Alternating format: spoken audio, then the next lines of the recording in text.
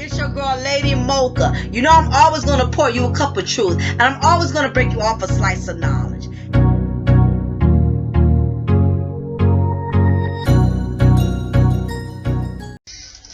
Hello, what's good to all my subscribers out there? It is your girl, Lady Mocha. Thank God it is Friday. I hope everybody enjoyed their Thanksgiving yesterday. I hope you have plenty of turkey, plenty of sweet potato pie, banana pudding, collard greens, red rice, cornbread. I just hope you had a wonderful time hanging out with your family, your friends, got to see your people that you ain't probably seen in a while. Anyway, I just hope that your holiday was overall a blessed day and you really enjoyed yourselves and everything. So I just want to take the time to thank everybody, thank all of my followers for rolling with your girl, even though I know we don't always agree and we don't always see eye to eye on a lot of things, but I just really appreciate you guys so much, because we can disagree and no matter what, y'all still show me love.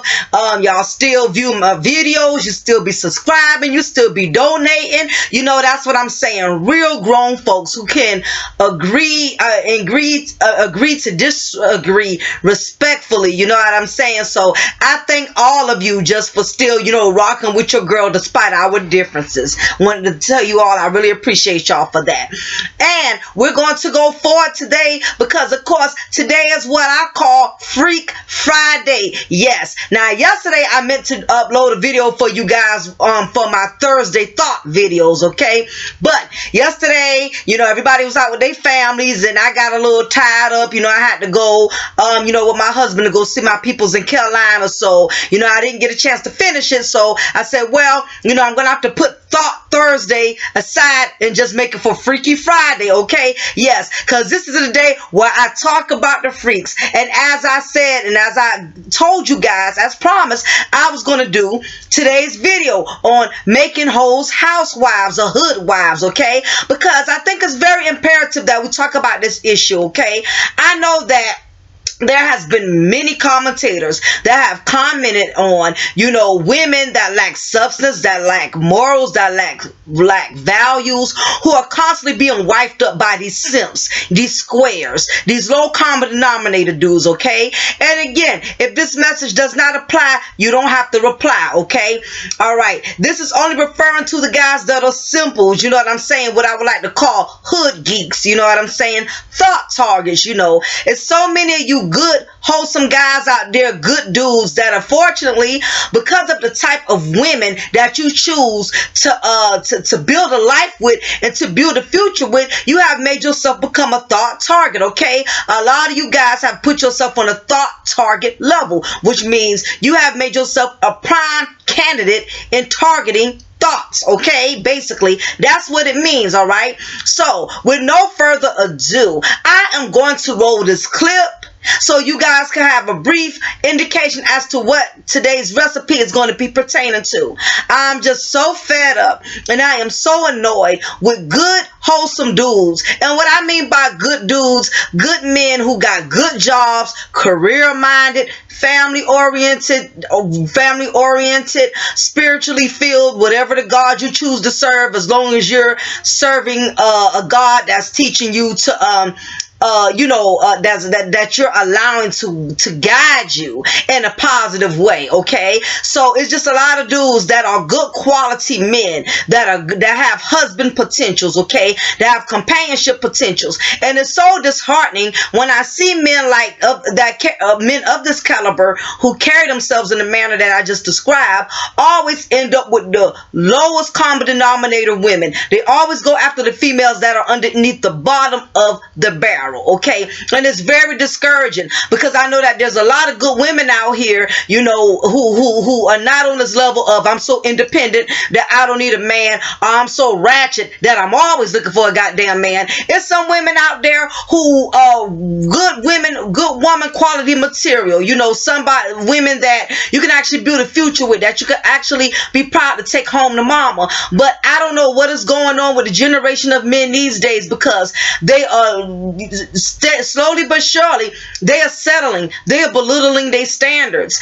And as you look into this video, you would definitely see that this gentleman by the name of Mr. Right has definitely belittled his standards just by the fact that this type of female who you're going to see in this clip that he chose, okay? To give you a brief little rundown, basically, this guy has been in the military, and unfortunately, this woman who he decided to marry, she has a very high sex drive, okay?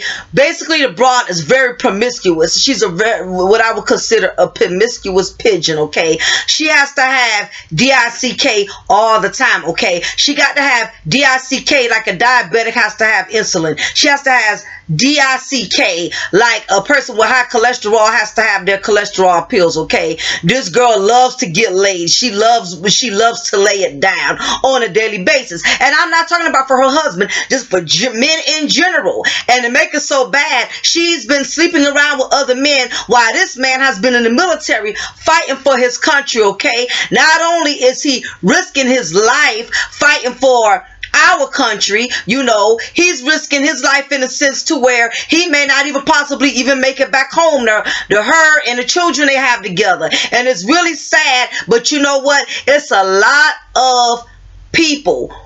It's a lot of people who are in the military and have husbands and wives that are at home that they have to leave behind because, of course, they have a job to do. When you sign up to be in the Army, Navy, Coast Guard, Marines, Air Force, whatever branch you choose, it's a commitment. It's not something you can just get in and say, oh, I'm tired of this, I want out. You know, they sign their lives on the dotted line. And the sad part is when you have a no good companion or you decided to commit to a low common denominator minded person that while you're out overseas or in a whole nother country putting your life on the line, they're back at home in the home states sleeping and laying around with other men or laying around with other women, have no respect for their mate, have no compassion with the fact that they mate have their lives on the lines. And instead of them being supportive and keeping in touch with their mates that are in the military, writing them nice letters, encouraging them, being a support team, sending them nice packages, you know, to let them know that, hey, I know I'm not there with you,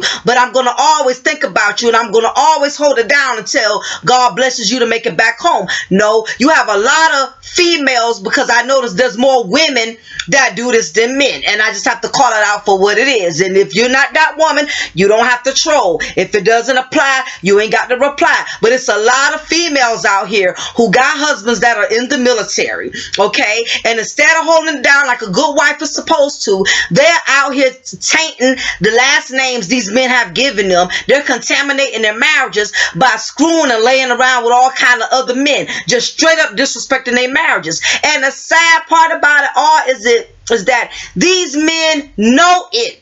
They know this. They know their wives are disrespecting them. They know even if you're not married to a woman, if y'all are committed and y'all have a relationship together, it's all the same. You don't have to have paper to be faithful, okay? If you told a person, I'm in it to win it, I'm with you for life, I don't want nobody else but you owe that person a commitment, okay? I don't want people thinking they off the hook just because they're not married, okay? But in this case, it is worse because this broad is married, okay? And somewhere she's sexually demonic because, like I said, the girl got to have wood all the time. And the bad part is this man knows it, and he has decided to still stay with her, to be with her. He wants to fight to keep the relationship going. Like I told you guys before, if you haven't already viewed my video, you know, we're having too many kings that are becoming peasants, all right? We got too many kings that are becoming clowns, okay? Y'all have learned to throw y'all crown down. There no more kings are repping the crown anymore, okay? Y'all are handing y'all crowns over to these peasants, and y'all letting them walk all over y'all like an old pair of shoes that somebody donated to you from the Salvation Army. And it is ridiculous. I'm tired of seeing good guys, good dudes pick the wrong kind of women. and know these women have violated the vows, have disrespected them as husbands, and yet they can still walk around with these brows and be proud to have them as wives, that be proud to have them as the mother of their children, and make it so bad. These men, like I said, some of these simps know they're getting disrespected, and yet they are proud to be with these women. Not only are they proud to be with these women, they still keep conceiving children with these women. They still want a family. They still want a future. And it really grieves my spirit. But before I ramble on too much more about this video, I am going to go ahead and roll this footage because I want y'all to keep it for yourselves. And I'm sure that the majority of y'all are going to agree with exactly where I am coming from. And this is very disheartening, but you know what? I'm going to let y'all check it out for yourself. And when the video is done rolling, I'm going to give you my perspective on this situation. See y'all in a little bit. Today on Divorce Court. I'm here because I'm trying to get my marriage back on the right track the way it used to be. We have a lot of trust issues in our marriage, and I'm known for being promiscuous, but I'm changing my life around, and I really want him to start trusting me. Shanetta says she's gonna change and she's not gonna cheat anymore, but I'm not so sure. He has to put in more effort. You know, a marriage is not one way. A marriage is two ways. If Shanetta doesn't change after 10 years of marriage, I'm gonna have to get a divorce. Divorce Court is now in session. Good day, ladies and gentlemen. I'm here with Shanetta Rice and Javon Rice. The two of you have been married for 10 years. You are having difficulties in your marriage, so you have come here. Ms. Rice, I'm going to start with you. Why don't you tell me a little bit about your relationship and why you and Mr. Rice are here in divorce court today? When me and him first met, my husband's mother and my father, they was dating. Say that again. My husband's Mr. Rice's mother and my father and your father were dating. Yes. When you two met. Yes. And see, I feel like that kind of speak language. I had to interject with y'all real quick on that. You already see where this is going. This already is not starting off good.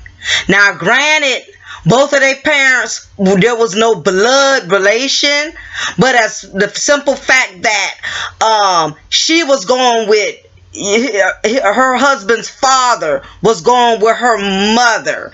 They were technically like, I guess, half brothers, half sisters, even though it's not blood wise. Already, that's starting off on the bad foot. So you already see where this is going. Sounds like this is going to be one of those Jerry Springer episodes, but we're going to proceed with the video. Yeah, and at first, like, did you live in the household as brother and sister? After a while, yes. But see, I was living in New Jersey, you know, and then I came down to live with my father, and that's when I started living there. He was actually in basic training during that time, so he wasn't living there. So when he finally came, you know, he started living there as well. So then you would... Is that when that happened, when you two got together? We was talking actually as friends at first. We was more of best friends. It wasn't nothing sexual at the beginning, you know. How did your families respond to you two becoming a romantic couple, well, getting married? Yeah, well, at first, you know, they didn't even expect anything of that, you know. But then once they found out, they was upset. They really was upset. But then they got used to it, you know. And as time went, my father and his mom actually separated. Okay. Yeah, so it kind of made the situation a little better. But they was upset. Mr. Rice, is that an accurate recitation of what occurred between the two of you? Yeah, but it wasn't never really living. I never really lived there. Like I was like in the military, so I was like there for like a month or two, and then leave and come on back. So it wasn't really like I was permanently living with them. I got you. Yeah. So I understand the nature of your relationship, how it got started. Now tell me why we're here in divorce court. What has happened since you've been married? The problem started when he left, like I said, to go to Iraq. And I started dating one guy that I was dating before me and him even got together, you know. How long was he gone before you started dating this first guy? About 3 months. 3 months. And how long did you date him? A second. Just A split second. you just one time? Yeah. How could you date if Okay. you're married though? And then when that was over, what was the next affair? The next affair was with another man that I met at a club. Uh-huh. Right. And How long after the first affair did you start the second affair? a month. A month. Hot mess. We already see it's already starting off a messy situation. Now, sadly, the man was only gone for 3 months, and already she had not one was already bad enough. She had the audacity to have 2 affairs within a 1 month period, okay? And that's just only the 2 that she's admitting to, okay? Because in my opinion, when a person says I've only been with 2 people, I always triple that. To me, that's like you've been with 6 people. You get what I'm saying? Because one thing about hoes, they're gonna always try to minimize their hoism. You get what I'm saying? They're gonna always try to make it seem like they're not hoeing that bad when they really are. You know what I'm saying? They'll try to make it seem like they hoeing on a diploma type of level when they really hoeing on a master's degree type of level. You feel me? So, she already had 2 affairs in 1 month. You know what I'm saying? And then make it so bad, he stated people had texted him, people had told him, people had put him on and told him what was going on, okay? He said he did not believe it until she confessed it. That is how whipped, she put that Kunta Kinte whip on him, okay? That's how whip he is, all right? He is just that much in denial. And if you really look at both of their stance, you can kind of see, in a sense, he's like a pushover type of dude. You know, he's so laid back, like, yeah, I heard about it, but I ain't believe it. Not even for a second. I mean, granted, if somebody comes to me and say, yo, Jay, Mocha, your old man, we seen him, whoop-de-woo, at the club buying this woman a drink, blah, blah, blah. He left with her. I don't know where they went at, but it suspected me, blah, blah, blah. Of course, I'm not just going to jump on the first thing somebody says to me, but we got to be realistic here, okay? Things happen, especially when a wife and a husband is not in the presence of what's going on at a particular point in time, okay? And I'm not condoning that things happen, but we just got to keep it 100. People don't wake up one morning out their bed and say, oh, I'm gonna mess around today. I'm gonna ruin my family today over a chicken head. You know what I'm saying? Nobody deliberately wakes up and look to put themselves in bad predicaments, but it happens. You know what I'm saying? And the bottom line is, if somebody came to me, I'm not going to be in complete denial and be like, oh no, I ain't believing that. But what I would do, I won't jump in his face the moment somebody calls me and be like, yo, I heard you left the bar with this chick. What's going on? I'm going to sit back and do my math. I'm going to sit back and pull out my pen, pad, paper, start investigating. You get what I'm saying? I'm not going to confront him right then and there. Why should I? Because that's going to give him time to prepare to start, doing better at covering up his dirt. It's only common sense. You know what I'm saying? But this guy, he didn't even try to look into it. It took her to have to come to him and tell him. And as y'all can see, she's standing there with this nonchalant, don't care type of attitude, like, I got some, you dig on you, what? It was a one night stand. It ain't been no big deal.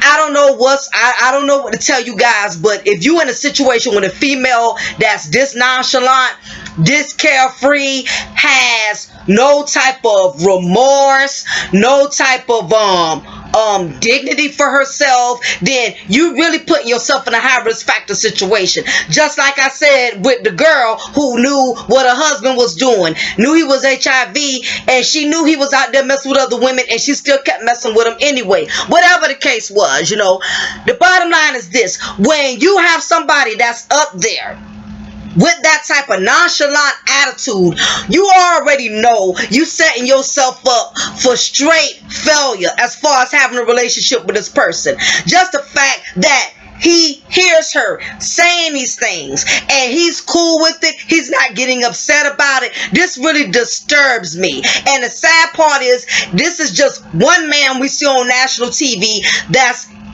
accepting this type of behavior. What about the other thousands? What about the other millions that's dealing with the same type of bull and not being king of the castles anymore, going from kings to peasants? But you know what? We're gonna go ahead on. But I had to point that point out. Let's see what else is going on with this messy behind situation. How long did you stay with this second man? I never been with any of them, but One night stands with all of them. basically Okay. right. And I dealt with him for maybe about 2 years.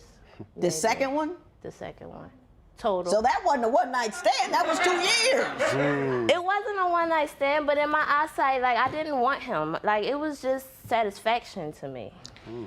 Mr. Rice, were you ever aware of all these affairs she was having? Not at first, but you know, when I was in Iraq, I was getting like, you know, emails, text messages, you know, telling me like she's doing this, and I'm like, nah, she's not doing that. I don't believe it.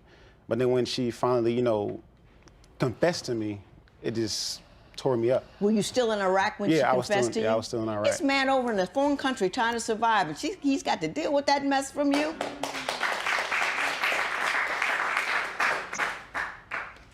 Did you ever consider not cheating on him while he was gone? It just seems like you never had any intention of stopping to sleeping with people. That you just, he's not here, so I'm gonna give me a dude. No, it wasn't like that at all. Like, before he left, we did have that conversation, and we agreed that, you know, I was gonna be his wife.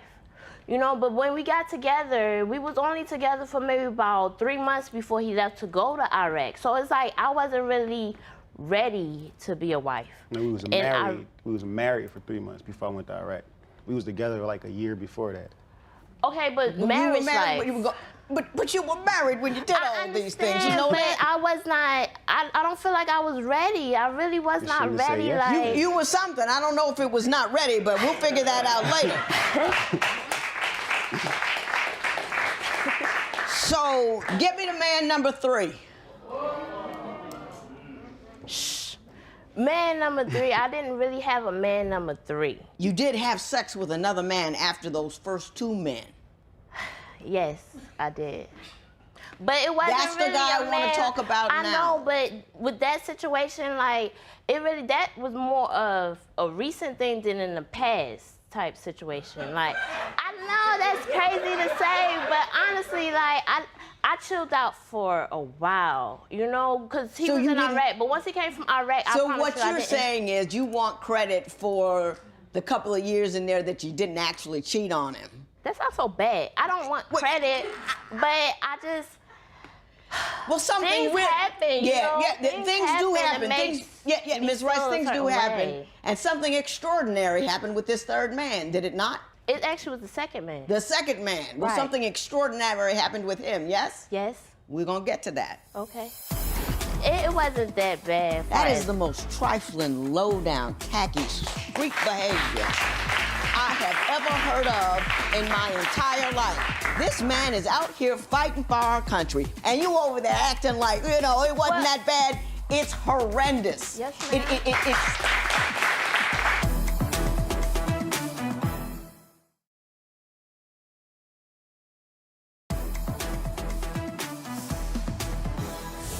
So tell me what extraordinary thing happened as a consequence with your affair with guy number 2.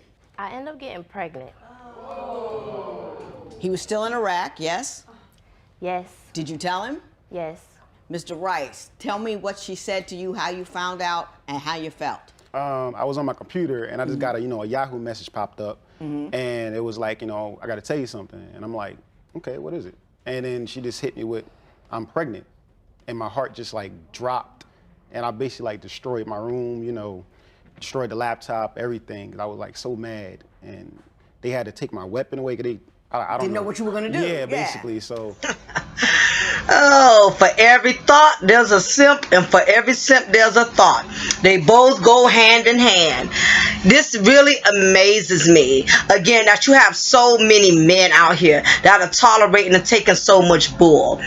this man just stated that she had the audacity, and the bad part is this broad is so dense. She's so dumb. She is the dullest bulb in the chandelier. She's not that bright. You could tell the way she talks. You could tell the way she replies to the questions. You know, she has a short fuse somewhere. She's one donut away from a dozen of Krispy Kreme. You know, she one sandwich away from a picnic. She's not that bright. You know what I'm saying? So evidently he's no brighter than her to have married her. Then on top of that, okay, one thing, you didn't know a person was this way, but now you married and you see she this way, you still there, okay?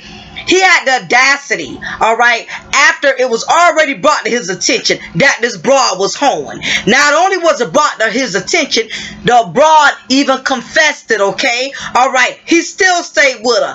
Then he had the audacity to get upset when she emailed him stating that she was pregnant. And then on top of that, he had the audacity to want to destroy and tear up everything. Really, if anything, I don't condone domestic violence, but that normally would have been the time the average dude, a real thug, would have destroyed her. Okay, she's lucky that she didn't marry a psychopath, all right, because she wouldn't even been living to tell her story. This is what I'm talking about. I know a lot of you guys, though, a lot of you ladies as well, don't believe that you have a lot of cotton nail tissue dudes out there. And you do. You know, again, if it doesn't apply, you don't have to reply. I'm not saying all men are this way, but you have some men that are very soft, okay? And they soft like Kleenex, all right?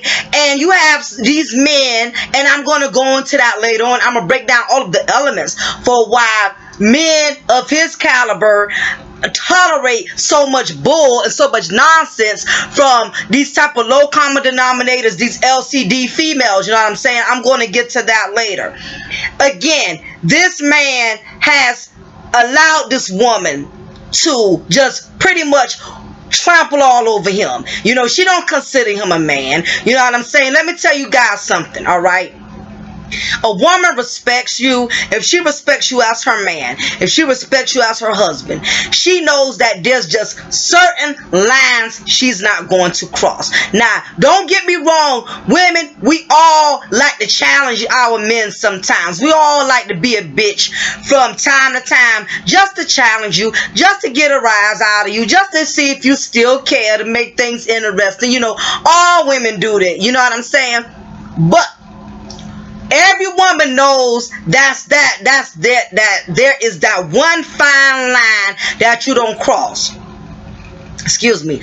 Like a child. A child knows how far to go with that parent. If that parent make a certain look or use a certain tone of voice, that child knows, okay, mommy's not playing, daddy's not playing. All right, and they'll straighten up. Same thing with women. Okay, we know when we crossing a line. All right, it's certain times where I have challenged my husband and he will put me in my place, and it's that certain look, or it'll just be those two words when my husband says, all right now. That's all he has to say. When he says, all right now, that means you pushing your luck with me. Every married woman, every woman that's in a relationship knows this, because me and my girlfriends used to joke about this back in the day. Like, yeah, you know, yeah, I don't mind. I have my days when, you know, I would be the one, you know, winning the arguments. But there was other days when I knew to shut the hell up and keep my mouth closed, or else he was gonna punch me in my mouth. And I'm just joking. I'm not condoning any domestic violence. No man should ever put his hands on a woman. No woman don't need to put her hands on a man either, okay? It's not even necessary. We all adults here. It should never get to that extent. But we know how far to go. This female has no limits as far as how far she will go to disrespect him. Now, when a female gets to the point where she got pregnant from another man, now you definitely have your big problem. Because not only, number one, she already disrespected him by cheating on him. That's already wrong. Number two, it's already even worse that you having sex with these men. It's not like you just going out and you seeing them and you spending time with them. You actually taking these men to bed. Then three, you are going in the wrong. Does her husband not realize that this man could have left something behind stronger than a child? He could have left her an STD. He could have left her AIDS. And him knowing all of this, he is still there. Why is he standing there with this blank look like? Why is he standing there looking like he's waiting on, like he's waiting on the cab or bus? There's no reaction. There's no emotion. What is wrong with him? And the sad part is, like I said, it's a lot of you men out there. It's a lot of you guys that know y'all are with women who have disrespected y'all, who have shamed the last names that y'all have given them. And yet y'all still walk around, with your arm tucked up under them, acting like they're trophy wives, and they're not trophies. They're straight trash. That's what they are. And you're walking around proud with this Cracker Jack prize that you found in the box. That really ain't no prize. She's not a prize. She's an embarrassment. She's a straight embarrassment. And a lot of you men are still married to these kind of women. You still keep having children, bearing children. You keep giving this woman more children. Okay? You keep investing in her. Not only you investing in your children, you keep investing your time. You're investing more years. You just giving yourself, so much of yourself, to a woman that's not good for you, to a woman that does not value you or appreciate you, that's basically tarnishing the name that you gave her. What you men don't understand is, when you marry a woman, you give this woman your last name, which means you are giving her the privilege to carry your legacy, okay? To carry the name that was given, that was built through your family roots. Do you not understand how serious that is? And how dare you as a man be proud and be okay with the fact that this woman is tarnishing and polluting your family's legacy? Do you not understand how serious that is? Do you not understand that this generational curse, this seed that you are allowing her to plant and your family tree, is going to become a part of the generational curse in the years to come? This is a legacy that you're going to be leaving behind for your children, your grandchildren, your great-grandchildren. See, none of us want to think that deep. None of us want to look that far ahead. This is getting very ridiculous. This is really disturbing to me. But we're going to go ahead on and proceed with the video. This gets interesting. I know I keep interjecting, but I have to give my intake as this video flows out, because this is just a bit too much. But anyway, we're going to proceed. Let's roll with the footage. All right, have an abortion. And she refused. So that kind of made me like, why? Why would you refuse that? And I don't know, I didn't talk to her for a while after that, probably the rest of the time I was over there, 4 or 5 months. I didn't speak to her, no contact or nothing. So when I came home and then I actually seen her stomach, it was a reality just hit me again, where she really is pregnant. And eventually, I got a big heart, I was raised by my mom, So I kind of just forgave her and accepted the pregnancy, and I just wanted to make it work, because I'm you done the worst, so nothing else can be done. It can only go up from here. Basically, yeah. Once you got pregnant, did you continue to see the guy you got pregnant by? Yes. Because he went back to Iraq. No, I was home. Oh, was home, and you were seeing? Yeah, I was home. Your baby's daddy while he was home. Watching the baby. Watching the baby. It wasn't that bad as far as watching no baby, but yes, it came. What do you mean it wasn't that bad? Hey. That is the most trifling, low-down, tacky, street behavior I have ever heard of in my entire life. This man is out here fighting for our country, potentially dying. You drop a huge bomb on him like I'm just screwing around on you while you're gone. And oh, by the way, I got knocked up by another dude, and you just drop it on him like it wasn't even important, and then you continue to see that dude when this man came home from defending his country, and you over there acting like, you know, it wasn't that bad. It's horrendous. Yes, ma'am. It shows no character, no moral compass, no care, no contrition, no nothing. It's just like, well, he let me get away with it. Well, That's see, the best I could like do. That, Miss Lynn. It really was not like that because, you know, even though I did what I did, he did basically the same thing. He also got another woman pregnant. And oh yeah, he got another woman pregnant as well. And he said his reason for doing that was because I did it. So it was payback to me. He also Did you talked do to my that? I didn't get her pregnant. It wasn't my baby. It was. She ended up getting pregnant, but that was during the time we were separated. We separated, and then, you know, I started, you know, seeing other people, and then she ended up getting pregnant. But then she came back, you know, to work it out.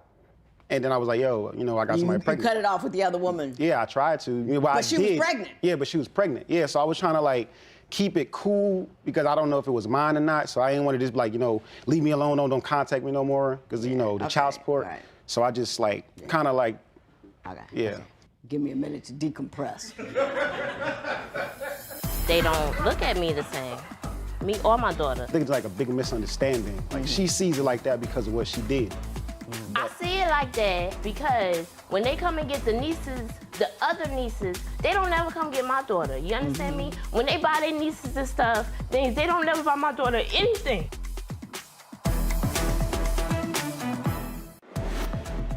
Will Shanita be faithful to Javon if they remain married? Tell us what you think at facebook.com/Divorce Court. Divorce Court will be right back.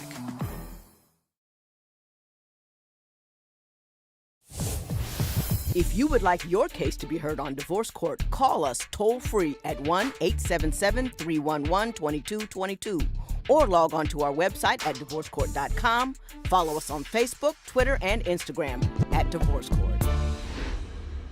You have two major complaints. One is you feel like his family does not accept you and the baby, and you also feel like Mr. Rice is not supportive of you. Why don't you tell me why you feel that way? Well, I feel that his family don't really accept me and my daughter because of the things that I did to him, you know? That's one reason. And then with my daughter, you know, they expected me to have a baby by him. I had a baby by someone else. Yeah, so that brings a little issue as well, why they don't look at me the same, me or my daughter. But I honestly don't think like they mistreat my daughter or our daughter just because, because she's not mine. I think they're just doing that, like you said, because of what she did. And I honestly think that they're even doing that. It's like, I think it's like a big misunderstanding. Like she sees it like that because of what she did. I see it like that because when they come and get the nieces, the other nieces, they don't never come get my daughter. You understand me? When they buy their nieces and stuff, things, they don't never buy my daughter anything. They don't buy, like, for example, for Christmas, they got tablets and all of that. What did my daughter get? And that's because you I already understand had me? her. No, it does not matter. If they buy Ms. one, Rice, they buy all. let me say this to you. You did their son so dirty. I understand. And that's not, and I know that he accepts that baby as his, but that's somebody else's baby, and they don't want to spend money on somebody else's baby. Maybe that is not the greatest character in the world. Maybe they could have risen above it, but you couldn't rise above the gutter not to do it in the first place. So to expect them to rise so much above that is really ludicrous. It's just ludicrous. Now, tell me why you find Mr. Rice unsupportive of you. Why do you think he's not a good husband to you? I wouldn't say he's not a good husband, because he is, overall. But I honestly feel like, for example, I love nice things, you know? And, I expressed to him, baby, can you try to buy me this? I really like this. Or can we go out and eat here or just do anything nice, you know, and I expressed that to him. And let's say a year go by and nothing happened. It's like I was speaking for no reason. He couldn't, it's like he moves so slow with trying to make me happy, and then when someone else makes me happy, he gets upset. But you didn't do this at the beginning. Mr. Rice, can you respond to that? Yeah, she says you don't do anything to make her happy. I kind of do procrastinate on some things, but like I work like 12, 13-hour days, so. First of all, he just got that job this like year. A year ago? No, no. Right. August of last year.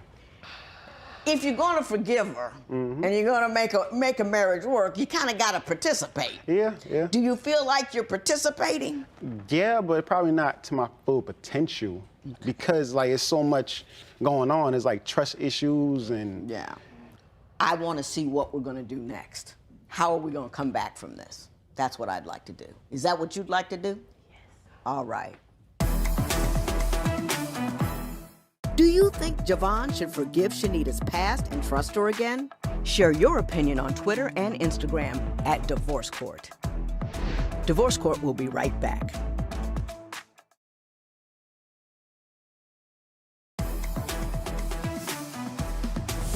Mr. Rice, do you want this marriage to work?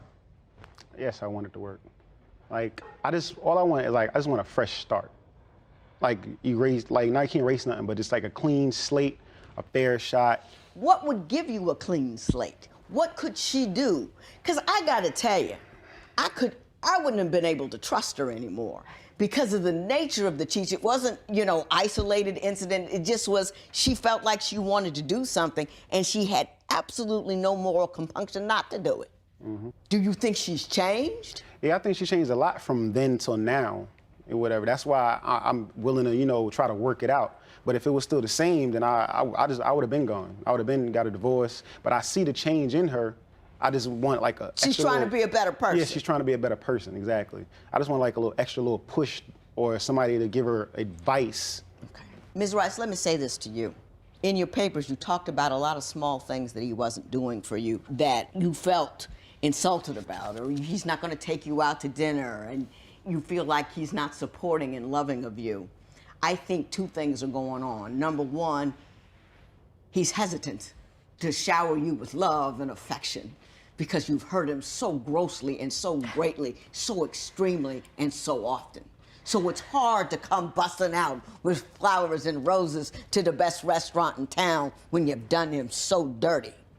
You know what I mean? So you got to lay off those expectations. So, because whatever hesitations he has, you put him there. Yes, ma'am. Okay? Who you are is not what you've done, it's how you recover from it. From today forward, you have to express to him undying devotion. You have to give him complete and utter support. You have to manage to show him that you can be trusted. You have to go above and beyond before he comes back with anything, because you have to be a better person. So stop. You know how dirty you did him. You do. And I think that's why isn't he giving me, because you feel less than because you behaved like you were less than. What I'm saying is, that was yesterday. And we can shut the door on yesterday. But it has to be new behavior and thought patterns and ideas from you in his direction. Well, no, I do new things. Like, I used to hang out all the time. I don't hang out that much no more. I be home majority of the time. I do new things, you know? I'm telling you, you keep telling me what you're doing and it's not working. So I'm trying to tell you, you must do more. Okay. Whatever you're doing, if it doesn't get you the result that you want, you move forward and do more, and you do something else. Are you with me? Yes, That's your job. If you want to feel better about you, you do better and be better, and then he'll love you better. You hear me? Yes, Whole new person today. All right? okay. He'll come along if you come correct. This matter is adjourned.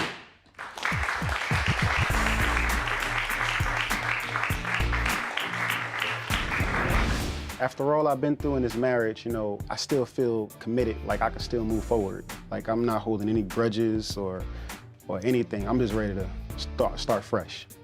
I really want to live the life of a married person the way I should, because I love my husband and I want my daughter to be raised in a good environment, you know, not be the way I am.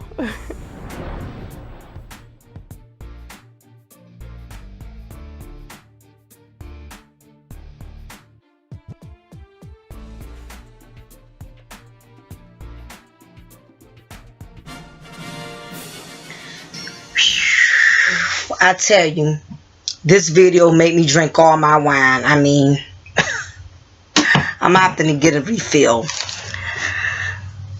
Again, as I was stating before, this is the reason why kings are no longer running their castles. They have allowed women like this, these LCDs, to call all the shots. Okay, it's too many men that are allowing their households to be disrespected by these women who they consider their quote-unquote wives. Okay, now there was one thing that this lady did. I don't even want to use the word lady, but because I'm a lady, I'm gonna still keep it classy. One thing that this lady did say in this video that was interesting to me, she said she was not ready to be a wife. I think that is the only honest thing that she said in this video. And I believe that. What a lot of people have to understand, this goes for men and this goes for women. Just because a person will walk down the aisle with you and they are so quick to sign a dotted name on a wedding certificate, on a marriage certificate, that does not necessarily mean that they are wife material or husband material. Okay, a lot of the times people do not always get married for the right reasons. And it's definitely more women that marry for the wrong reasons than men. Well, I will give you men props that a lot of y'all don't just marry to marry. The majority of you guys, when y'all do decide to marry, you know, most of y'all have pretty much made your minds up. You know, you have pretty much rationalized, you weighed all the pros and cons. You know, when a man marries, he's married because he's given it a lot of time. He has really processed it. He has taken the time to really think it through. Women will marry on the drop of a dime. They will marry if Coach has a new bag on sale. For whatever reason, women are more eager to marry than men are. And it's always been that way, because the problem is, women are so infatuated with a wedding. They're more infatuated with just the wedding than actually having all the tools and the credentials they need to be a wife. Okay, they're so infatuated with the wedding part, the dress, the venue, how many friends they can invite so they can showboat and show off their wedding and show off their wedding gown, and you know, invite some of their haters so they can rub it in their face, and invite that sister-in-law who they don't like. You know, a lot of women don't always marry for the right reasons. Okay, and in this case, when she said she was not ready to be a wife, I agree 1,000%. A lot of the times, some people just marry for security. Some people marry just so they don't have to be financially obligated to take care of themselves. It is far too many people that are getting married not because they want the responsibilities of marriage, but they want the benefits of marriage. Because despite what many of you may not believe, marriage is a responsibility. It is a responsibility. Marriage is more than just getting married. You're going to the courthouse, you sign your name on a marriage certificate, the judge stamps it and seals it and says, okay, in a state of law, you are legally married. That means you're responsible for that individual. That individual is responsible for you. Note to you women, when you get married, do not think that that man is only responsible for you and your children. You are also responsible for him. In the event something tragically happens, you as the wife are going to have to make a very the decisions are going to be placed in your hands. Okay, God forbid if something happens to your husband and he's on his deathbed and the doctors are asking you, okay, we got only 2-3 days left before we pull a cord. Guess what? That is your responsibility. You have to decide your mate's fate. That's how serious marriage is. People don't never want to look past the moment when it comes to marriage. They're not understanding that you are putting your life in this person's hands. Don't you know this person gets to decide if they can put a plug on you or not? That's how serious it is. Don't you know when you marry, it doesn't matter how your family feels about your mate or feels about you. Guess what? They don't have no say so. If you know your mother or your father cannot stand your wife, guess what? Something happens to you, no matter how they feel about her, basically your life is in her hands. Okay? So if she decides to pull the plug on you because she just wants your money or she wants to spite your family is going to have to deal with that hurt based on the type of woman that you chose to be over your life. And same thing with you women. And I speak so strongly on this because I know a lot of people personally who are going through a situation in which something critically happened to them, rather if it was they got disabled or had some type of psychological effect after a car accident, wheelchair bound, in at stage 4, stage 5 cancer, because let's face it, life will throw you curveballs that you never expect. And there's people who've been married that can tell you, I never thought my husband would die on me. I never thought my wife would die on me. And it's not always when you get in your 70s and 80s, a lot of people are losing their companions at a young age, and it doesn't always have to be something you see coming, so what people have to realize is if you have a companion that's treating you dirty and mistreating you while you're alive and you're in your right mind, just imagine what they would do if, God forbid, you was in your deathbed and you couldn't talk. You couldn't speak your mind. You couldn't tell your parents, look, I know I don't have long. This is what I want y'all to do in the event something happens to me. This is what people don't want to look at stuff like this. And this is how deep marriage is, okay? That person's lives is in your hands. And I personally know people who were getting treated dirty when they was alive and in their right mind, and when things happened and life ended or something tragic went wrong, now their family is stuck having to deal with their nasty wife, having to deal with their nasty husband, a person who already wasn't treating them right, who already wasn't being kind to them, now their family is left behind to have to deal with it, and from personal experience, I won't put this person's name on blast, but I knew it was somebody very dear to me who I really, really loved. And her husband was not treating her right, when she was living. I remembered all the time she called me and all the conversations we had and everything she was telling me that she was going through with him. How inconsiderate he was, and how on Mother's Day he wouldn't buy her cards on her birthday. He didn't really acknowledge her presence. He was just one of them husbands that he was just around, but he had no real purpose. He was just there like furniture. You know what I'm saying? He was just there like a broom in a closet. He had no real purpose, and she was trying so hard to make him be that husband that she always desired. And unfortunately, he cheated her out of that. And she loved him so much that she was putting so much into him, hoping that in due time, he'll become a better person. And unfortunately, life decided her fate, and she's no longer here with us. And in the process of everyone having to make, her mom and her sisters, everybody having to make her funeral plans for her, the same uncooperative, nasty, selfish husband that was there when she was living, guess what? It didn't change when she died, and this is a true story. He still was that same nasty, inconsiderate, selfish, same husband even after she died. Don't you know he didn't even want to help pick out the dress for her funeral? He didn't even want to help pick out her shoes. He didn't want no parts of that. You know, her mother, her people had to do it, you know. And the sad part is, you know, to this day, she's been gone for a while. And he's still living in the house that, you know, he never really helped pay no bills in. He never really helped contribute it, you know. And, you know, her parents are just really being patient with him and allowing him to stay there. But, you know, that's a whole nother story. That was just an example to let y'all know. If your mate is already dirty to you while you are here, just get ready.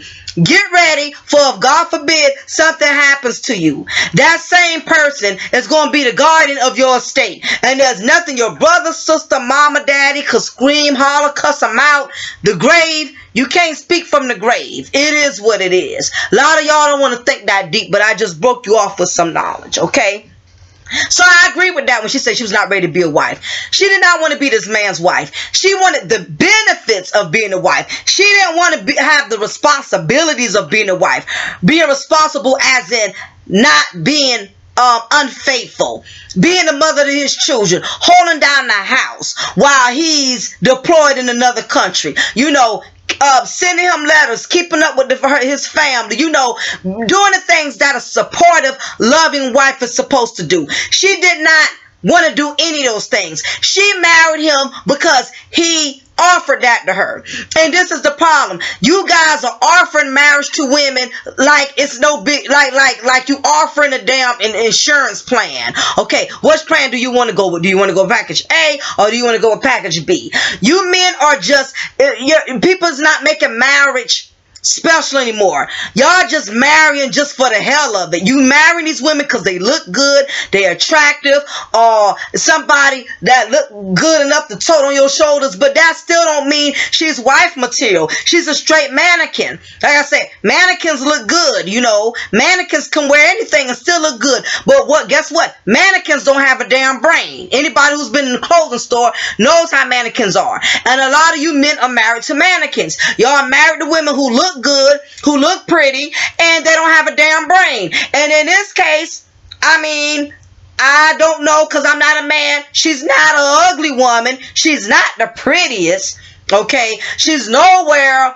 on, you know, Halle Berry or Beyonce status. She nowhere near there, but hell, I'm not either, so I can't talk. But anyhow, she's not the top of the line, top notch in the looks department, okay? She's not an ugly woman, but maybe in his eyes, she's the prettiest thing that ever happened to him, which is why he's so infatuated and so head over heels with her. But other than that, 9 times out of 10, I'm sure he was the one who proposed to her. I'm quite sure, because he's already coming off as this simple guy. He's acting like he got the mentality of a kindergarten, okay? He was the one who proposed to her, and like any other thought, yeah, okay, baby, I'll marry you. That don't mean a woman is match material just because she's agrees to marry to you. That don't mean a man is husband material just because you ran him down to marry you, okay? If you have some people like this, I know if I marry this person, I'm not going to have to worry about paying bills. I'm not going to have to worry about having a place to stay or to lay my head down. I can have as many kids as I want. Let me tell, like I said before, everybody is not marrying for the right reasons, okay? So, but anyway, we're going to proceed with my points in this video, okay? Because I had to jot a couple of notes down, okay? Basically, the problem, the other issue with this whole situation is that, you know, this man has had so many signs, and it's not just him. It's a lot of y'all out there. You know, you done caught this woman cheating on you several times. You done found text messages in her phone. You done found out she done slept with this guy behind your back. She done been with this dude. She done talked to this guy. You done found all that out, and yet you are still there. You are determined you're going to make this whore become a housewife. You determined you're going to clean up and dress up and not even realizing a pig is still a pig. Guess what? If a pig is used to rolling in the mud because that's the environment that pig is used to being in, guess what? You can put that pig in a big old backyard in a mansion with nothing but grass. Guess what? That pig still is going to want to wallow back in mud because that's the environment that pig is used to being in. A pig is still a pig. I don't care if you dress it up. I don't care if you take that pig from a farm to a mansion, it is still a pig, okay? And in this case, this woman has disrespected him several occasions, all right? She done admitted she got pregnant from him. As I told y'all that before, that shows you just how much lack of respect she has for him and damn sure for herself, because she could have brought her husband back something more than just a child. She could have brought this man back a disease. You get what I'm saying? You know, and hell, he was in so much denial. If he would have damn caught something, he probably still wouldn't believe it came from her. He probably would have thought it was a bug that bit him while he was in Afghanistan, Iraq, wherever the hell he was, because he acted like he was one of them simps that was in such denial. He didn't want to believe it any doggone way, you know. And basically, you know, he had mentioned how, you know, how destroyed he was and all of this other stuff, you know. And I'm like, how can you become so destroyed? How are you taking it so deep? How can you get upset? You already know what type of broad you was dealing with. And a lot of these guys out here, they meet these women when they down on their luck, okay? You meet women who already got a bunch of children, or who already had a child from another man who done left her. A lot of these simps, they meet these type of women that are down on their luck. And yet there's so many men out here what I call simps, because a man, and it's not about to allow what a woman has to offer between her legs to cloud his judgment. These simps will pick these women up knowing they're at the bottom and try to clean them up and try to dress them up and try to make them wife material. You know what I'm saying? He has already seen all of these signs between the different men she been dealing with, between the pregnancies, you know. Then there was a third dude who she you know, went to bed with. I mean, goddamn, I mean, how many signs? You know what? You know how many more signs he got to see? You know, he done seen more signs than a person who taking a driver's test for the DMV done seen on the damn DMV test. He done seen 1,000 damn signs, and he still keeps ignoring them. You know, that just speaks volumes about his character and the way he perceives himself as a man. He's evidently lacking some self-esteem issues, talking about he got a heart. No, you don't have a heart. You have a slight case of mental illness, because any man who would sit up there and allow a woman to disrespect him to that level, to disgrace him as a wife, and he still sit there and keep justifying it and condoning it. No, you don't have a heart. You have some slight retardation somewhere. You know, something is mentally wrong. I don't know if he was raised in a family where his mother was allowed to disrespect his father so much, and his father just stood there and took it. I don't know. It's a reason. It's more than you just having a heart. Somewhere this dude is really gullible. He must have been one of them kids that was on a short bus back in the day, the Sweet Pickles short bus. Something is wrong with him to sit up there and be completely oblivious to what this female is doing to him. He still had hope in her, thinking things could get better. You know, when the judge mentioned to him, you know, and asked him, do you still consider yourself having a future with her or whatever? His thing was, you know, he still felt like she changed. He felt like, you know, things could get better. And it's a lot of simps out there. You know, this woman has disrespected you, has tarnished your last name, has been with other men, and in your mind, you still think you can change her. Let me tell you guys something. It's a lot of men out here who have adopted a lot of feminine characteristics, you know. And I don't mean that in just a sense of them acting gay or something. I'm not talking about sexuality wise. That has nothing to do with the subject. I'm saying feminine characteristics as to where they're adopting feelings like they women. You know, you're up here. That's something that women do. You know, when a woman knows her husband has messed around or her man has messed around with all kind of females, that's something females will say. Well, I know, you know, we got problems, but, you know, I still feel like he has potential. And despite all of what we have gone through, I just see things getting better for us. I see us moving to the next level. I see us doing on bigger and better things. We're not going to allow this situation to conquer all of what we have built. That's what them low self-esteem females will say. That's that low self-esteem theory. No matter what we've gone through, we can move on and make it better. You know, no. Not when this person has done this more than one time. Granted, marriages do have to hit some potholes in order for things to get better. You know what I'm saying? But when you have a person that's in constant denial, and as in this female's case, she was sitting up there, she seemed like she got a dialogue of a 5th grader. You know, well, you know, I knew it was wrong, but I mean, you can just tell by the way she talks. This ain't the kind of broad that you can take serious. He's not going to get anywhere with her. If he does decide to stay with her, he's going to be one of them dudes. He's going to be struggling, breaking his back, trying to make her happy for the rest of his life. And he looks like he's willing to do that. You know, he looks like he's willing to take that chance. You know, you have some people, they'd rather be miserable, you know, if that's what it's going to take to make their mate happy, you know, and that's sad. If you're that type of man or you're that type of woman, you're willing to allow yourself to be miserable as long as your mate is happy.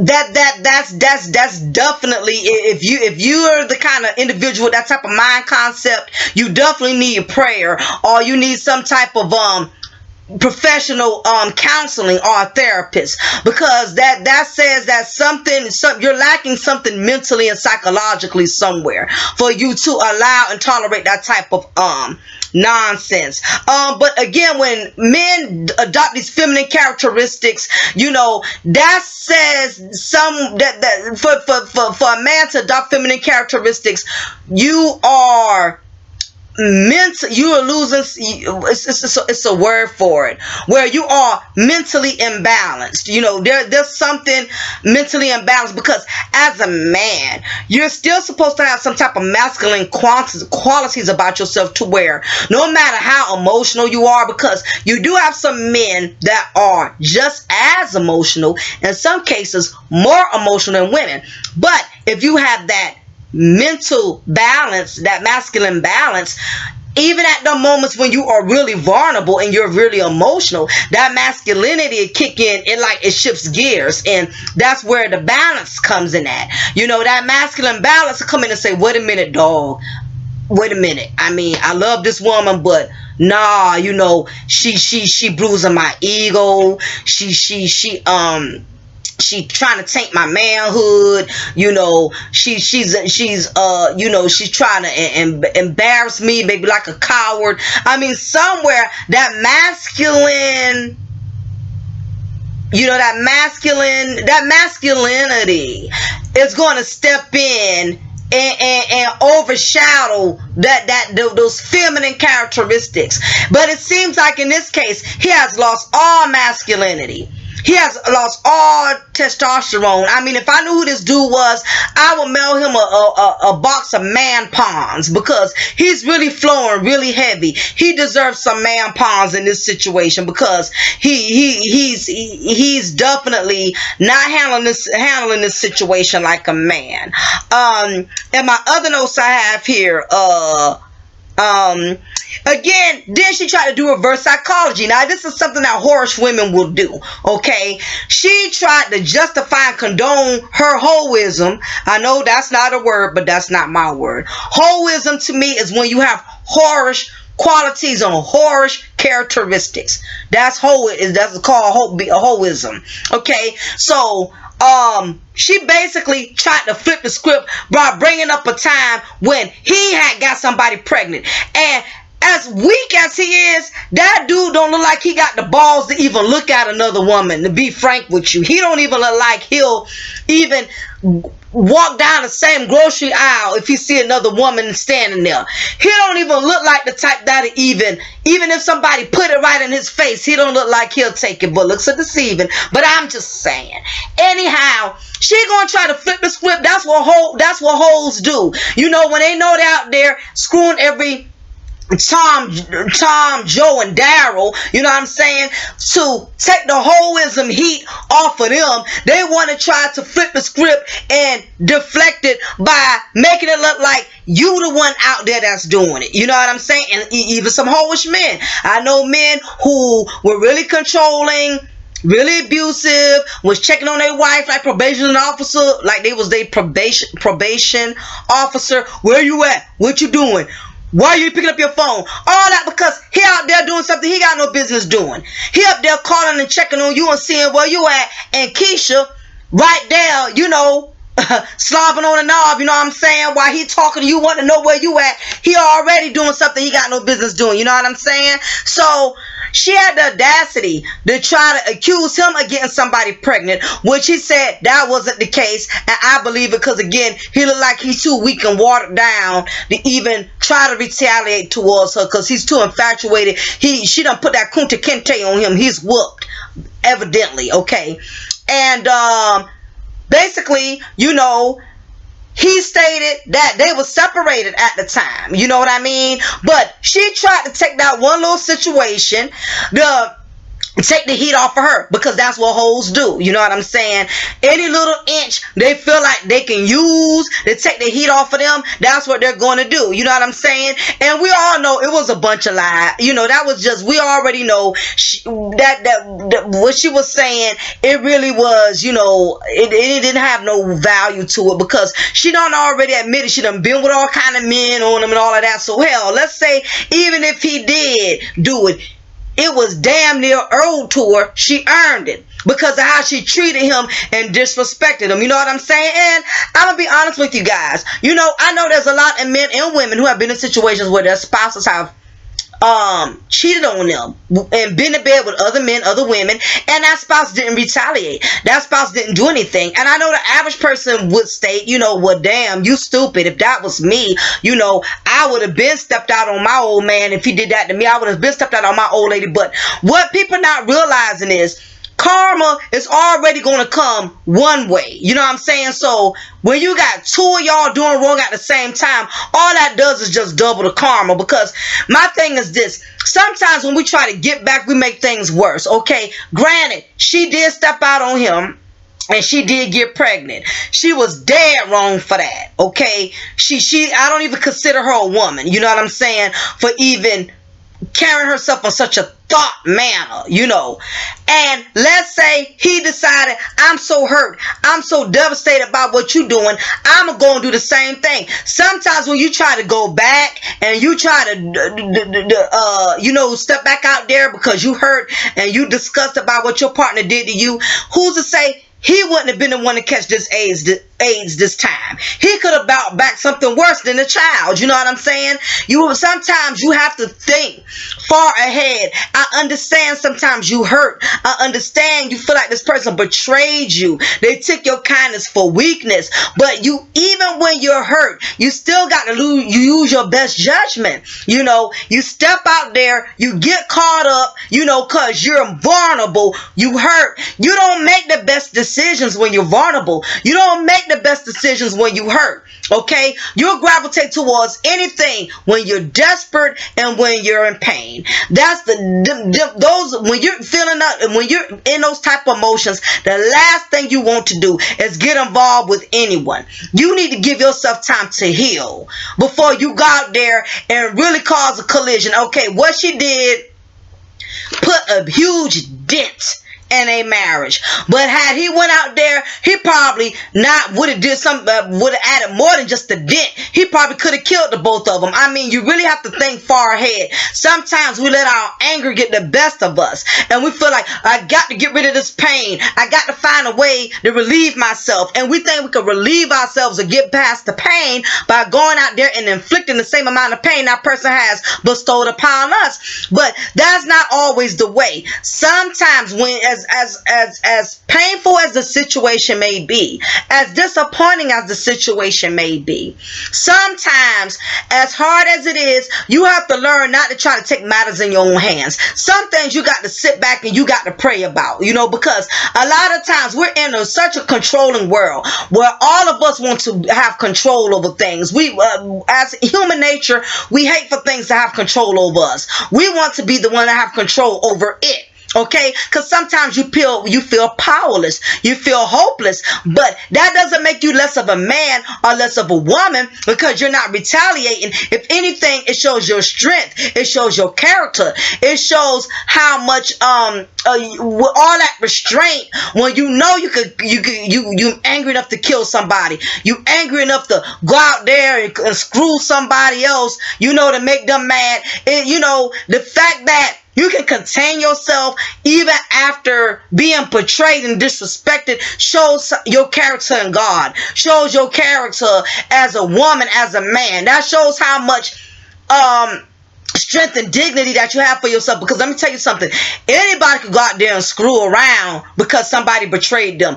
Anybody could go out there and grab them a man, grab them a woman. That's easy to do. But let's be honest, what is it going to solve? And if you bring another person in, depending on what kind of person that person is, if you think you're just going to use them because you want to make a point with your companion because they betrayed you, use them and spit them up and chew them out like they never existed. Let me tell you something. People emotions ain't to be played with these days. So sometimes even when you hurt, you still got to be very careful with bringing other people in your situation, because just like if you was vulnerable, 9 times out of 10 they probably were just as vulnerable as you, which is how y'all connected in the first place. You know what I'm saying? So you got to be careful going out there making decisions. So I kind of respect that he didn't, go out there and did the same thing, but I would have respected him even more had he just left and said, you know what, I'm done. I'm done with you. Here's my child support. I'm out. Deuces. He would have hurt her way more than that. He would have, if he really wanted her to straighten up, that would have been the best thing to do, was to leave her and not look back and let her suffer. Because I guarantee you, she would have never found another husband like him. Because sometimes God will bless you with one chance to get it right, and when you sabotage that, he don't send no more blessings your way. So sometimes, the only way people gonna learn, they have to completely lose out. You know what I'm saying? So I wish he had enough care and pride for himself to have walked away from the situation, which he didn't. But anyway, I'm all over the place. I know I'm going into preacher mode. I'm preaching a little bit too much to y'all. Y'all got to realize I used to be a pastor back in the days too, but that's a whole nother story or whatever. So I still got a little bit of preaching still left in me. Yeah, she tried to use us, messing around and try to condone her horrorism, which is the oldest trick in the book. And this is the part that really pissed me off. She was upset with the fact that his family wouldn't accept her illegitimate daughter. And let's keep it real, because I know a lot of people say, and I hear a lot of women who say this, a child is still a blessing no matter how that child get here. A child is a blessing no matter what. No, some children are a curse. If you brought them here through a curse, some of your children is cursed. Get mad, flag me. It is what it is. Every child is not a blessing. All right, you sitting up a lot. It's not a blessing. If anything, it's a negligence. It's a negligence. You meet a man, met him at a club after sipping some Hennessy, some martini. You done sip some martinis. You done sip some Hennessy. Y'all got drunk. Y'all rented a little room at the Motel 6 and boom. One thing led to another and wham. You consider this child a blessing. And I'm not saying that, it's the child's fault. It is not a child's fault. A child does not deserve to come in this world based on negligence of two ignorant individuals who didn't have enough sense to protect themselves so another individual wouldn't be hurt by their actions. Unfortunately, children come here cursed based on the way they got here, because it was two irresponsible people who didn't take precaution. And this isn't to say that God still won't bless that child.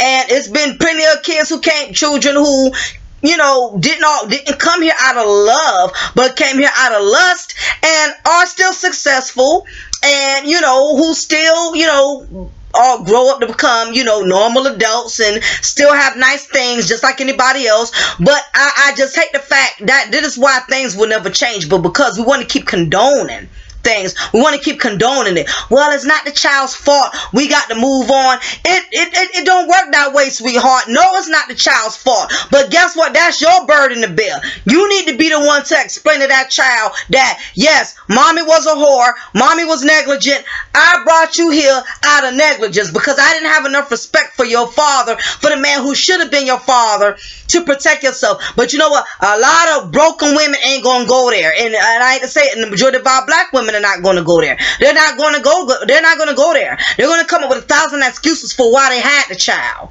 It's gonna always be an excuse other than I just was irresponsible. Out of all the birth control on this market, I didn't want to take any because I was looking for that 18-year lotto, and now the child here, and the results ain't turn out the way as you thought it was going to turn out. You thought you was going to get this big money, or you thought you was going to be able to convince this man to leave whoever you was trying to take him from at the time, and it didn't go that way. Now, you know what I'm saying? You want to bad mouth the father or bad mouth the man you was with like you didn't have no part in that. You chose this man. This is who you chose to lay with. This is who you chose to conceive with. This broad, she up here not understanding why this man's family will not accept her daughter. Talking about they bought the other kids tablets, they buy them something for Christmas. No, your child is an outside child. That child was not conceived in the marriage. No, your child does not deserve, I hate to say it, you set that. You set that tone when you went out there and you slept with another man, and that's it to say, well, because they expected me to have it from him. Bitch, yes, that was your husband. What are you talking about? Are you serious? This is what I'm saying. Something is wrong with this girl's mentality. She's mentally imbalanced somewhere. Something is definitely wrong. I need to check her medicine. I need to check her medicine cabinet. I need to see what type of medication she's taking. Okay? This broad who disrespected this man and disrespected her marriage don't understand why her family won't accept the child she had from another man. Now, isn't that ironic? And you know what? I can't fault her. You know why she's feeling like that? Because she's looking at it like this. My husband, your son, your brother, he done accepted it. He done got past it. Why can't y'all? A lot of y'all set the tone for the way y'all families treat your mates. Okay, if you are a husband and you have allowed your wife to disrespect you and your whole family knows about it, don't expect people to celebrate every moment you have with her. Nobody's not coming to y'all baby showers. Nobody's not coming to y'all damn wedding renewals when everybody know your wife done slept with 2-3 men in the family, 2-3 men outside the family, and as soon as y'all having a celebration occasion, you want your family support. Is you serious? And I know a lot of people that's like that. Same thing with you women. The whole family knows how much your husband has disrespected you, knows how much your husband has cheated on you, and he has not changed. He has not cleaned his act up. I mean, granted, marriage goes through some turns. Marriage goes through some good turns, some bad turns. Everybody got an ugly past. Everybody has experienced unpleasant things in their marriage. But when people see y'all have not risen above that, I think when you go through stuff, people respect your struggle. When they both see y'all are in a better place, y'all both are doing bigger and better things, and that pattern has not kept continuing. I don't even think it's so much people are upset with the fact that the family is upset with the fact that she cheated, but she kept cheating. Ain't like she did it one time and boom, she missing got this child, which is still would have been dead wrong, because I don't condone cheating. But let's be for real, in the perfect world, it's something everybody has experienced. Either you've been cheated on or your ass did the cheat, and it's one or the other. If you haven't experienced both, neither one, then praise the Lord. You know, you've been one to dodge that bullet. But don't rejoice too quick, because keep living life. You don't know what life gonna bring you. So don't brag on your mate and don't brag on your wife too quick, because you don't know what you're gonna have to face.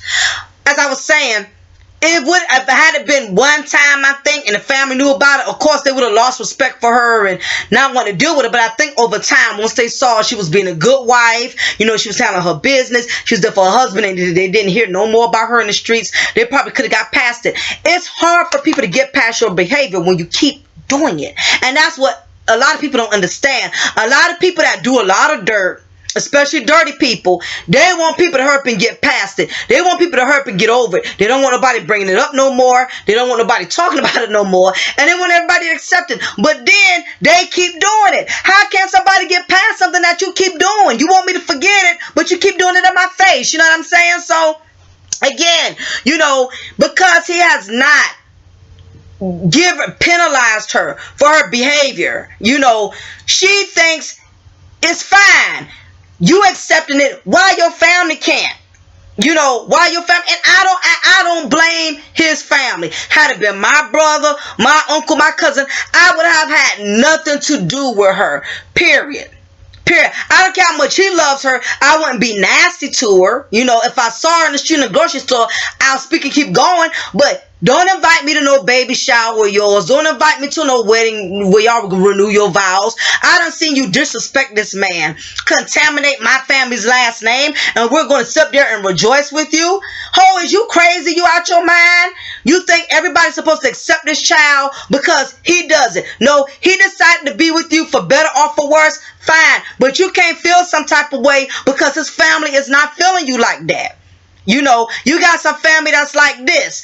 Okay, I respect that my son is with you. I respect that my brother's still with you. But that don't mean I got to deal with you. You know what I'm saying? You know, so I give his family much props. They don't need to condone that. Let his simple behind deal with that foolishness by himself.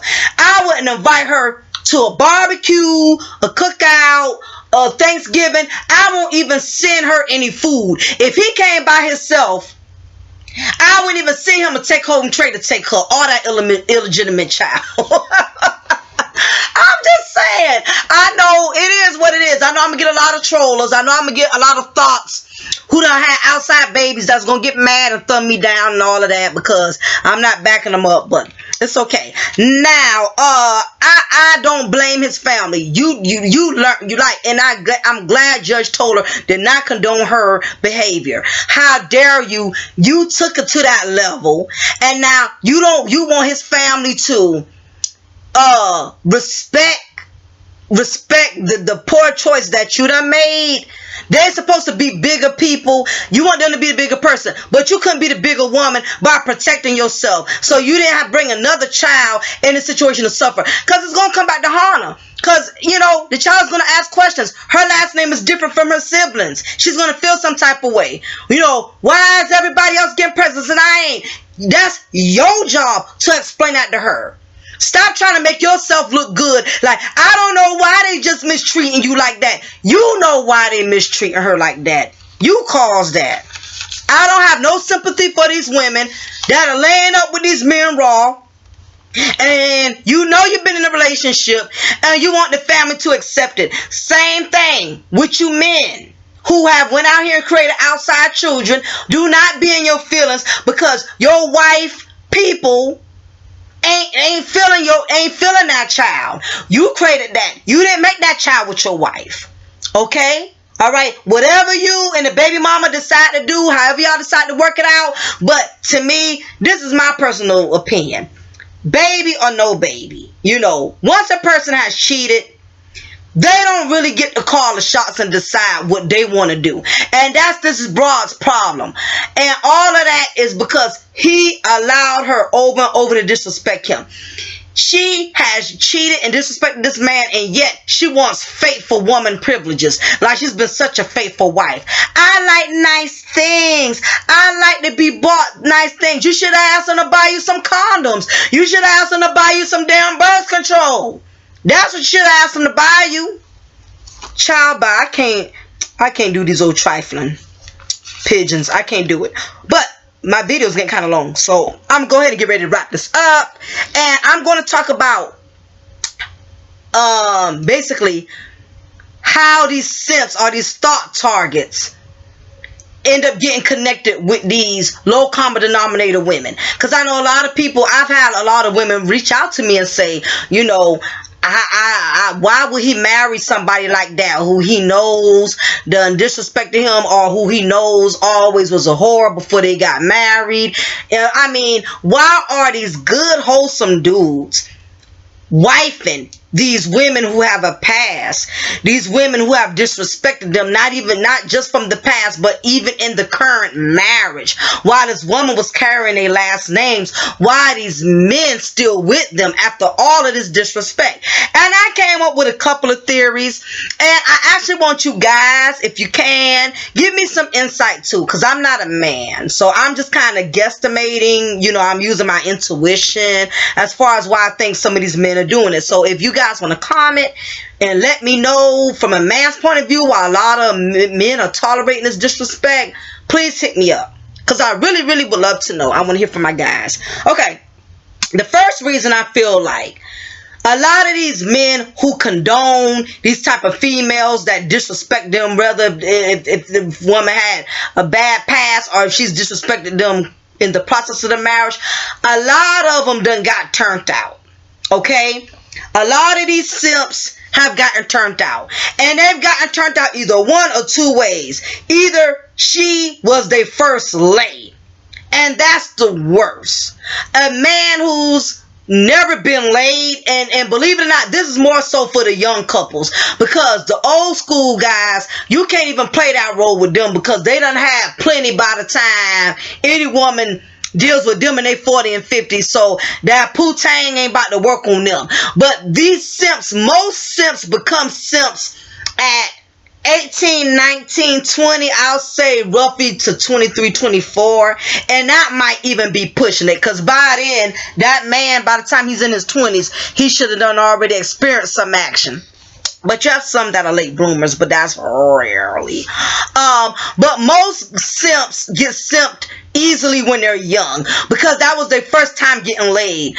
And what happens is, if the female was faster than them, and this has happened, if the female had already been being sexually active at 15, 16, 17, and God forbid, especially if she had children at 13, 14, 15, 16, she's already sexually seasoned, meaning she done became good at what she does. You know what I'm saying? So by the time this young promiscuous young lady deals with this simp who's never been laid, and in some cases this young dude may not be that attractive, may have not been that attractive, may have been a square, a lame-o, a cornflake, or whatever, foot powder, whatever you want to call these type of these low budget dudes, you know what I'm saying, these simp dudes or whatever. Being that he never got laid before, and he's always been a square, and she's been the one to come along and was able to be the first to introduce him to that, and basically, you know, give him that. She had that advantage of laying him first. He got turned out right away. You know what I'm saying? Because she was already sexually seasoned enough to know what to do. You know what I'm saying? So these lame-os, these squares who were young at the time, not that attractive at the time, and never really had any.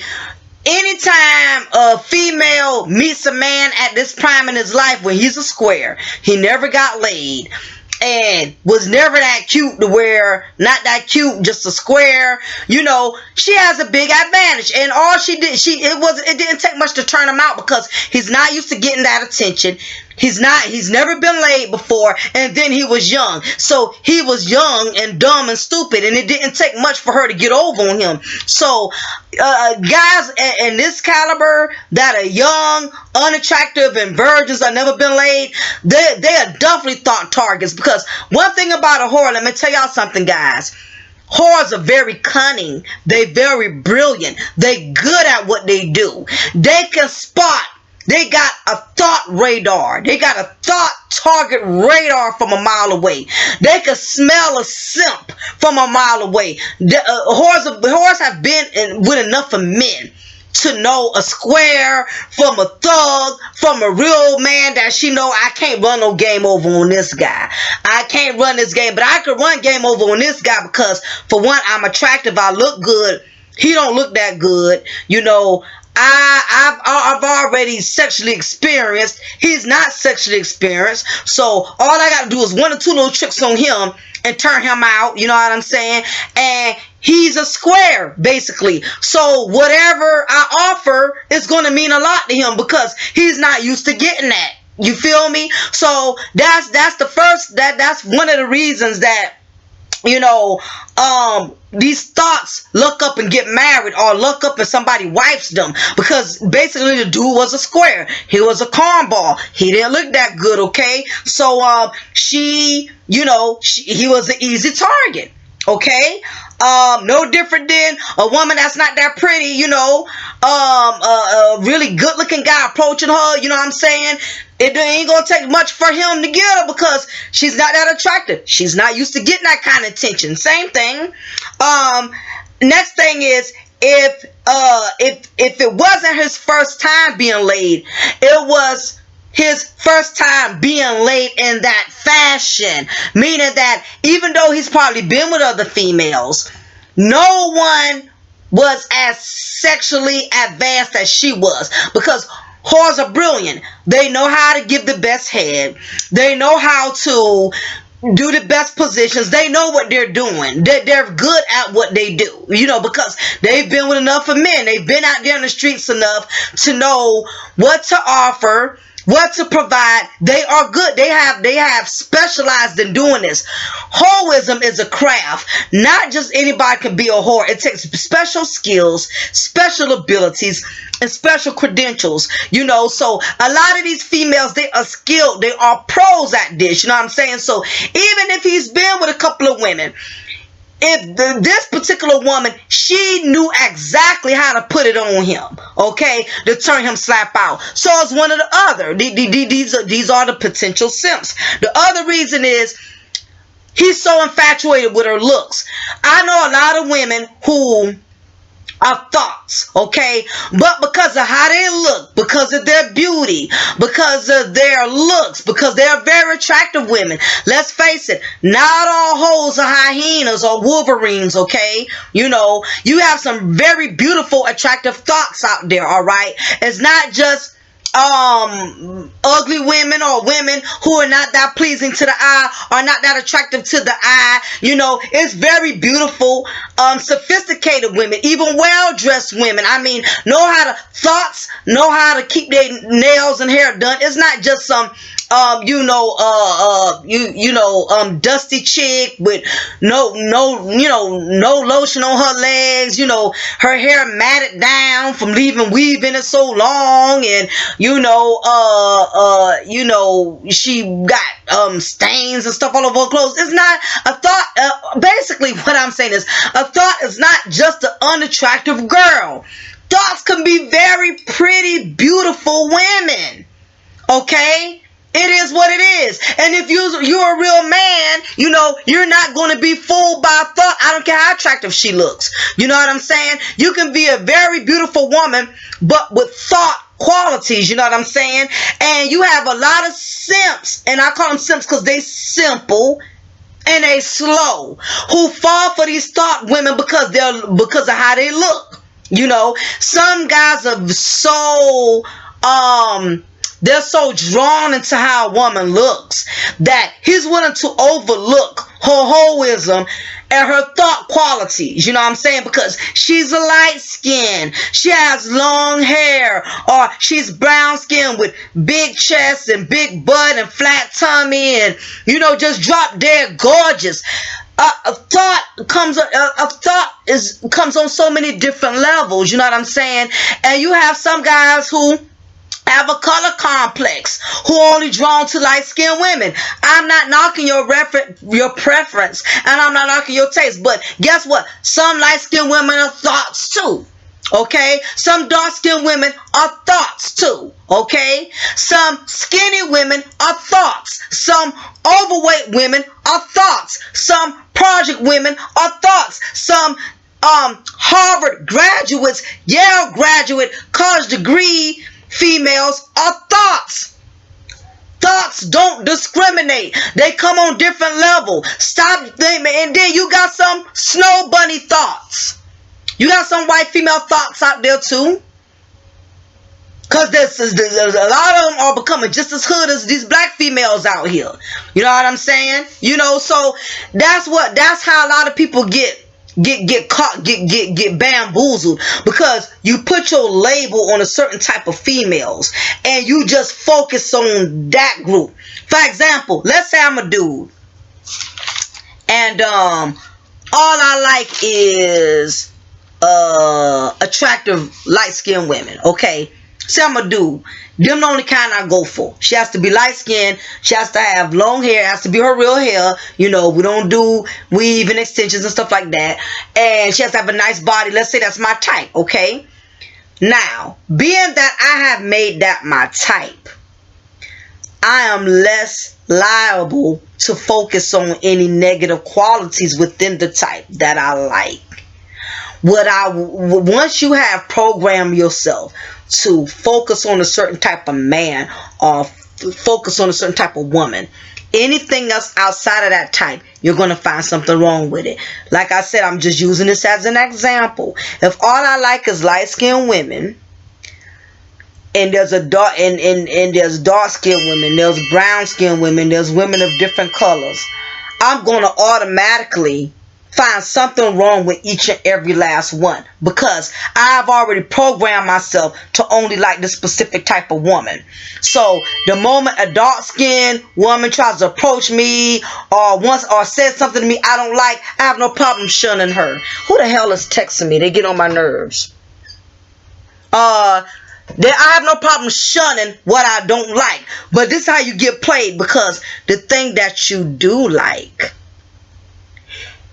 can still have those negative qualities like the things you don't like. So you're so busy focusing on what you like, you're not preparing yourself for the fact that even though this is your type and this is what you like, this person is not perfect. It's going to be something about them that you're not going to like. Even with all of those likes, it's going to be something. And what happens is, once that person's dislikes, things that you didn't focus on not liking, starts coming out, now you're shocked and you feel betrayed, because again, you have allowed your personal prejudices to make you like so much about this specific type of individuals that you're overlooking all of the negative things too. Because believe it or not, everybody has pluses and minuses. I don't care what's your type.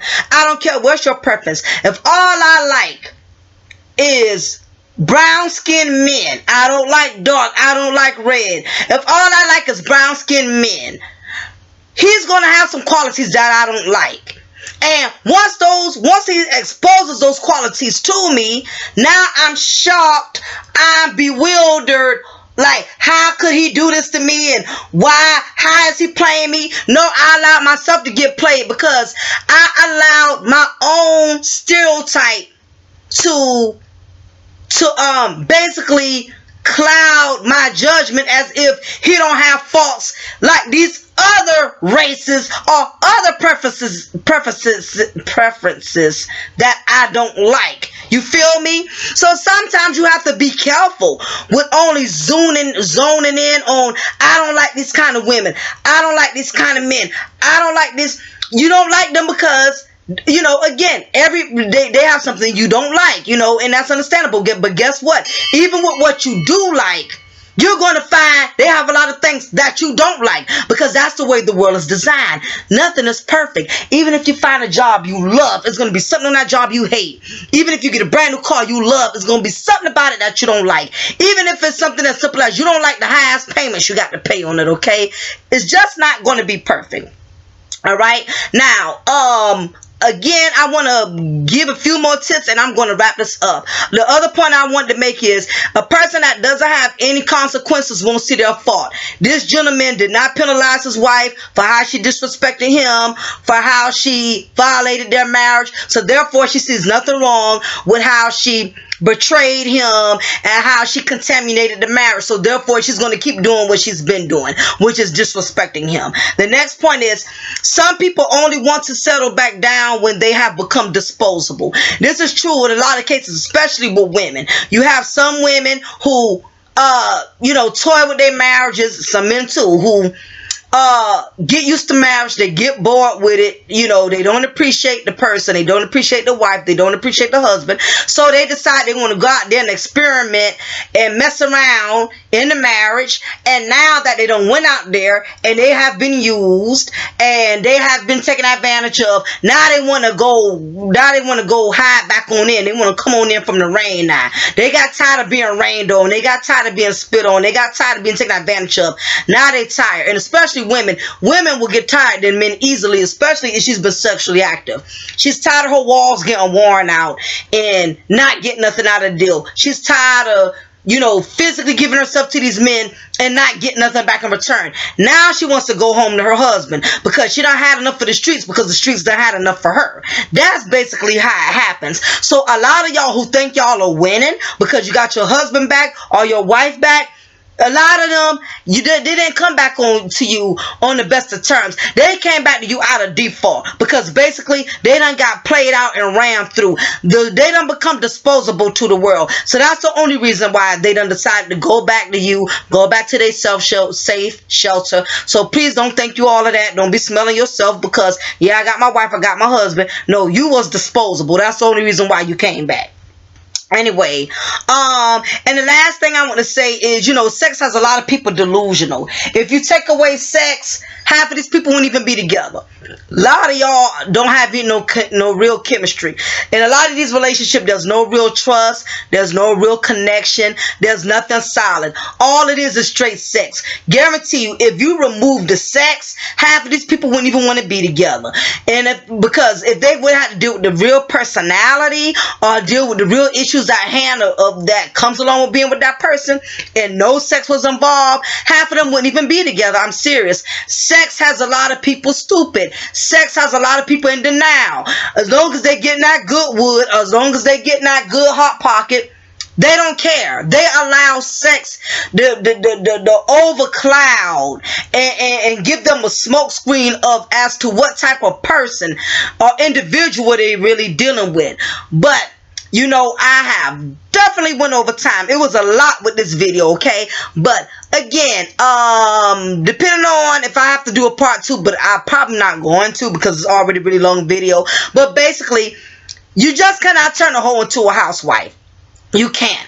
When you're dealing with a woman who's been touched by so many different men, you cannot sexually please her. You have to realize this woman has been tampered with. She has become so used to having so many different men touching her. She's confused. So her body don't know the tension between love. Her body doesn't know the difference between love or lust, between good touch or bad touch. It's just used to being touched. So realize when you're dealing with a very promiscuous woman, you're not going to be able to tame her, okay? Because no matter how much you think you're dicking her down or whatever the case is, you're not going to be able to conquer that. This is a woman that's used to laying with different men.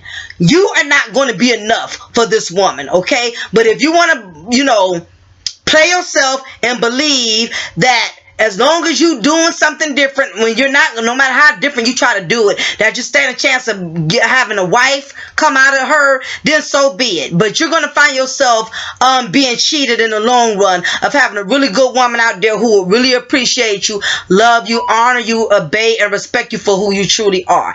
Again, this is your girl, Lady Mocha. Like, share, subscribe my video. Make sure y'all hit that notification button, okay? That way, as I'm doing videos, you're not left out. You'll constantly be on the know. As soon as I'm done uploading, you'll be notified. And that way you keep being updated on the new material that I've been and presenting to you guys the new recipes that I've been coming up with. On that note, I thank you guys for tuning in to Cafe de Paris. Thank you for my donations. Thank you for my love, for all your love, for all your support. I love all of you guys, and you have a wonderful weekend. And y'all take care. This is Mocha, and remember, I'm gonna always pour you a cup of truth, and I'm gonna always break you off with a slice of knowledge.